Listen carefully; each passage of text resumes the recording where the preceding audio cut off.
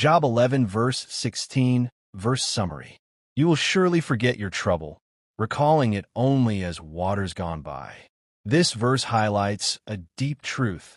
Seasons of pain do not last forever. Though suffering may feel overwhelming in the moment, there comes a time when it fades into memory. What once felt heavy and consuming will pass, and you will look back on it without the same pain, like water that has flowed away and is gone. Biblical story inspired by the verse. There was a man named Eliab who lived during a time of great hardship. He feared God and walked in righteousness, but suddenly his life was struck with loss. His crops failed, his livestock died, and his home was damaged by a violent storm. Day after day, Eliab sat in sorrow, wondering if his life would ever be restored. Like Job, Eliab questioned why such trouble had come upon him.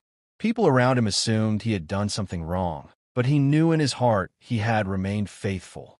One night, as Eliab sat outside looking at the dry ground where his crops once grew, he prayed earnestly. He did not ask for riches, he asked for strength to endure. Days turned into weeks, and slowly, things began to change. Rain returned to the land. The soil softened. New crops began to grow. Neighbors who once kept their distance came to help him rebuild. His fields flourished again, and his household was restored. Eliab found himself laughing again, something he thought he would never do. One evening, as he stood in his restored field, a friend asked him, "Do you still feel the pain of what you lost?" Eliab paused and looked at the flowing river nearby.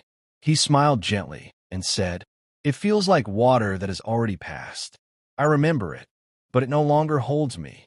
In that moment, Eliab understood what many only learn with time. God does not leave his people in their suffering forever. He brings them through it. And just like the flowing river beside him, his troubles had moved on, never to control his life again.